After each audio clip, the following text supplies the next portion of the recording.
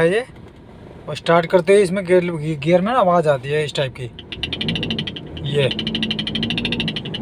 आप सुन पा रहे होंगे, ये आप सुनो आवाज़। जैसे हम आरपीएम करेंगे थोड़ा सा, ये आवाज़ साथ में आएगी।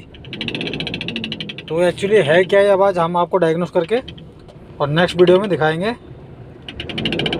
और ये बहुत मतलब इरिटेट कर रही है बहुत ज़्यादा आवाज़। तो नेक्स्ट वीडियो मिलते हैं आपसे हम इसके सॉल्यूशन के साथ।